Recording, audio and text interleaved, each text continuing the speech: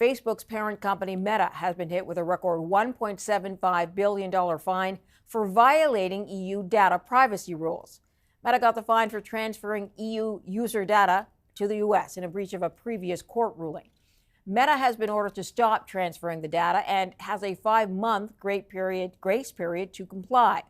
The ruling applies to Facebook, not Meta's other platforms like Instagram, WhatsApp. Meta plans to appeal the ruling. Joining me now is tech analyst Carmi Levy. All right, Carmi, this is about the transfer of European data, but what kind of data and why does it matter where the information actually gets held? So basically all the data that would be collected when you use an app like or a service like Facebook, Morella. So, your geographic information, your biographical information, all of your activity on the platform, essentially anything that can be used to identify you, almost like your online digital fingerprint. And the problem here is that in the past, there has been this what's called a Privacy Shield law that allowed companies to operate globally, transfer data pretty much from any country to another. The internet, of course, is a global resource. Problem here is that in the U.S. there is legislation on the books that allows intelligence agencies to basically grab whatever they want. And the problem here is Europe has a data law called the GDPR, General Data Protection Regulation. It specifically bars that from happening. So imagine, according to the GDPR, if you allow the data to go to the U.S. and then be picked up by intelligence agencies, you are putting Europeans' privacy at risk. This ruling will stop that. It essentially tells Facebook, stop sending data to the U.S. We don't want your spy agencies accessing it. It has to stop now, which is way more significant than just a fine that they can pay out and walk away. Now they've got to literally rebuild the way they do business from the ground up. I was going to say, what's involved in rerouting the data to more local servers? Why would Facebook be reluctant to do that?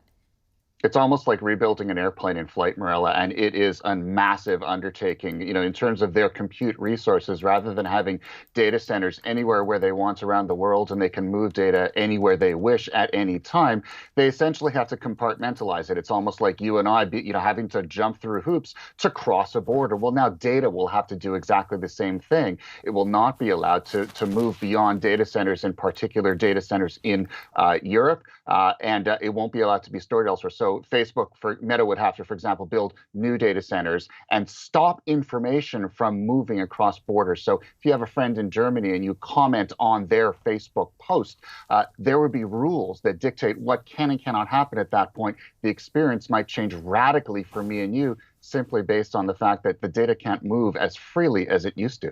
Okay, so Meta says it wants to appeal this in court. Do you see a reasonable argument there for them?